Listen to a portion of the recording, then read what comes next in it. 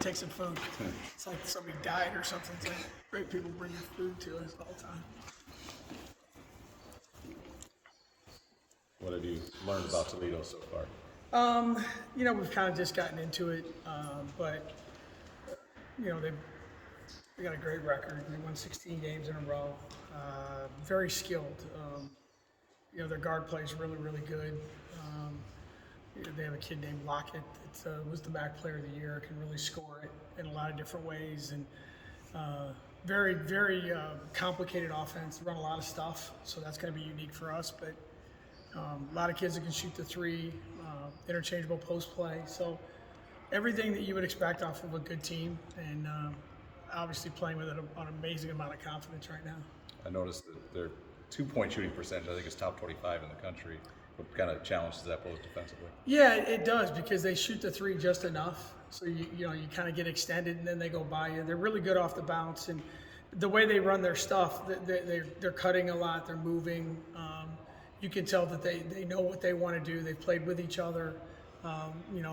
Very skilled at not just shooting it, but they can get themselves into the right spots. And you can see that the shot selection has been really, really good. Their assist to turnover ratio is really, really good. So, a very efficient offensive team with I think a fairly complicated system. What does Lockett bring to the table?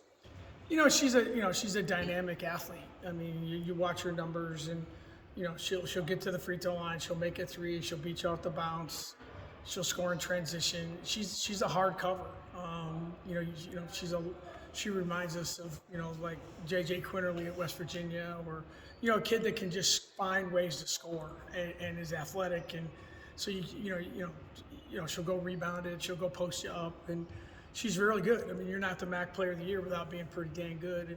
And she gets a lot of shots off. I think she shot it like 200 more times than anyone else on their team. So they run a lot of stuff for her. I mean, she's got kind of the Ashley Jones playbook, I think. She's got her own set of stuff that they run for her. And I think the other thing with her, she's not afraid to take a tough shot. You look at some of the video we've seen so far, is end of the shot clock, end of games, she's willing to take a shot that some kids won't take. And she's made a lot of them.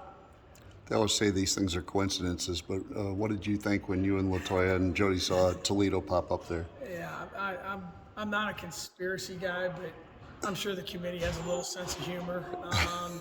It was really weird because we're kind of waiting, and you see your name first, and you don't even notice who you're playing right away, and then someone screamed out, "Oh my God, Toledo!" And I looked again, and I'm like, yeah. So I don't know. You're glad you're playing, and these things happen. I'm a huge Toledo fan. I love the place. We still have a lot of great friends. I mean, Coach Culp and I were texting literally a half an hour before the selection show.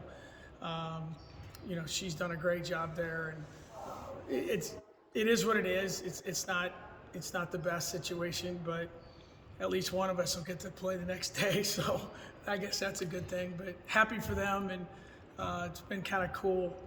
Someone sent me an article. There's a big article in the Toledo Blade. That's the local paper that talked a lot about the connections. So that was kind of cool to bring back some memories. And there's a lot of great people there. You get to go see JJ instead of him come to see you this time. Yeah, right? JJ has a shorter trip. Yeah, one of our best friends from Toledo. He comes everywhere. He just left the Big 12 tournament and drove home. I texted him last night. It's only 6 hours to Knoxville instead of 12 to Kansas City. So, yeah, there'll be a lot of Toledo people in Knoxville that will be friends and people that we know. So that'll be a great thing. To see some of those people, because those people, at the University of Toledo gave me my first chance. Someone's got to give you your first job, first head coaching job. They took a chance on me. We had 7 great years there. Our kids are little, and we have friends there that, we'll be friends for life. And we've been gone a long time, but the connection that Jody and LaToya and I have with that place is real and heartfelt. And I have a lot of pictures and memories from my time there, and that won't ever be forgotten. But it is kind of an odd twist that this tournament creates, I guess. One of my favorite questions to ask you at Media Day every year is who you think the X Factor is going to be on your team in the upcoming season. It's probably a little unfair to make you call your shot, but would you say this year Nye and Denae have kind of been that X Factor that you guys needed? No, no question. I think especially with what happened to Steph, we needed something. You knew what you're going to get out of the big three. I think you knew what you're going to get out of Mo. The X Factor within the game, and I think the last 3 to 4 weeks, those two have been the reason, a huge reason that trophy's in my office and that we're in the NCAA tournament and seated where we are. And they've grown into their roles, they've accepted their roles, and they've played at a really, really high level. And I think that has really, really given us a chance the last month that maybe we didn't know we'd be in this situation. So I completely agree with that.